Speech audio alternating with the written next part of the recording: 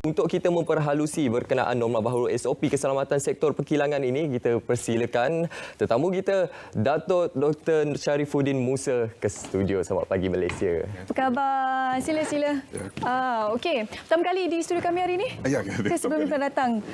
Pertama kali. Okey. Topik kita hari ini untuk kita cerita berkenaan norma baru SOP keselamatan dan juga dalam sektor perkilangan.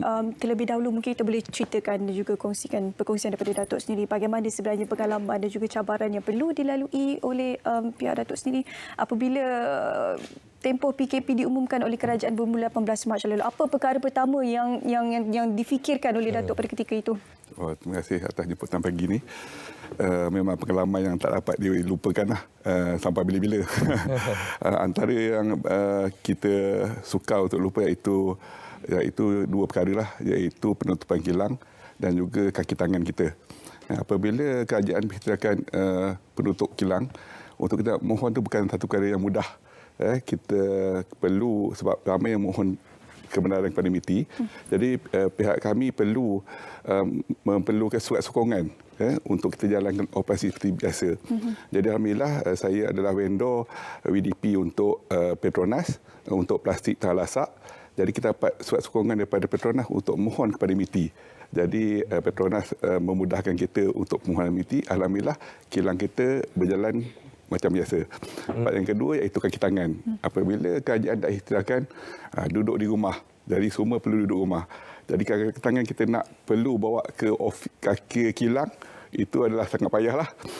Jadi kita ada mesyuarat khas untuk memberi penerangan khas kepada kaki tangan bahawa bekerja di kilang kita ini mengikut SOP dan selamat. Itulah dia. Kita sedia maklum kerajaan kita pada hari ini memang satu kerajaan yang cukup prihatin, bukan saja dengan kebajikan rakyatnya, tetapi juga dalam usaha membantu untuk memulihkan ekonomi dan juga perniagaan pengusaha kilang khususnya yang terjejas akibat pandemik COVID-19 ini. Jadi kita ingin tahu juga dari sudut Datuk sendiri bagaimana insentif-insentif kerajaan bermula daripada pakej prihatin tambahan dan terkini penjana membantu untuk merangsang sektor perkilangan khususnya. Okey. Saya ucapkan terima kasih kepada kerajaan kerana sangat membantu, sangat prihatin kepada usahawan terutama Ibu Putra, terutama industri perkilangan. Dia adalah industri yang menjana juga ekonomi negara. Jadi apabila kerajaan bantu, kita boleh jalankan sesuatu perniagaan itu dengan lebih sempurna dan lancar. Jadi memang kami mengharapkan bantuan-bantuan sebeginilah. Jadi diharapkan kerajaan perlu memberi lagi-lagi kemudahan-kemudahan supaya kami boleh berdaya bersaing di industri perkilangan dan juga rakyat Malaysia lah khususnya. Tadi Datuk ada kongsikan bahawa sekarang ni SOP yang dikeluarkan oleh PMKN dan juga KKM diguna pakai di kilang dan sebagainya. Bagaimana setakat ini respon daripada pekerja yang berada di kilang-kilang tersebut? Adakah sukar untuk mereka mematuhi SOP tersebut dan berapa lama tempoh masa yang diambil oleh mereka untuk sesuaikan diri dengan norma baru di tempat kerja mereka? Agak lama juga sebab perkara ini tak pernah berlaku. Jadi pada permulaan tu kita kena bersama-sama mereka memberi penerangan bahawa SOP yang ada ni adalah satu perkara yang penting. Yang kedua iaitu kita perlu amal perkara ini kerana kita untuk terus bekerja. Jadi sebenarnya bukan mudah. Sebab di kilang saya iaitu kilang hampir 4 ekar kawasan dia, luas dan juga tempatnya agak panas. Kedudukannya di Kembangan Terengganu, di pantai timur. Jadi dengan tepi pantai cuaca tak berapa sejuk. Jadi kita perlu pakai mask, berpeluh juga. Jadi tak semestinya yang bekerja di pejabat senang ada aircon semua, tapi di kilang suka. Jadi minggu pertama kita tiap-tiap minggu kita perlu bagi penerangan dan semangat pada mereka. Kerana saya nampak apabila seminggu bekerja keadaan tersebut, satu tekanan bagi kaki tangan. Jadi tiap minggu kita kena bagi taklimat kepada kaki tangan bahawa dan bagi semangat bahawa kamu perlu kerja. Perlu kerja dan banyak kemudahan kita bagi kepada kaki tangan. Selain daripada kita bagi emas, kita juga mensediakan makanan diorang sebab pagi, petang, siang, malam. So, kilang saya beroperasi secara 24 jam. Sebab tu kita juga sediakan vitamin C untuk diorang terus sihat. Jadi alhamdulillah apabila sekarang 4 bulan berlalu, benda ini dah jadi amalan biasa bagi mereka.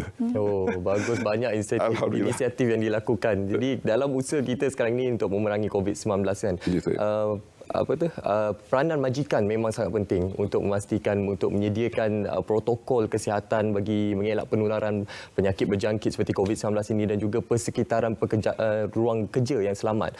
Jadi bagaimana di pihak Datuk sendiri di kawasan kilang itu dari segi protokol kesihatannya dan juga proses sanitasi yang dilakukan? Okey. Kita memang mengamalkan SOP yang sangat ketat lah. Terutama kita tidak galakkan orang luar publik atau masuk di kilang kami. Kami sentiasa membuat pembersihan setiap kali masuk shift. Apabila pertukaran shift lama keluar dan ada shift baru masuk, setiap kali 3 shift kita membuat pembersihan. Itu yang kita amalkan di kilang kami lah.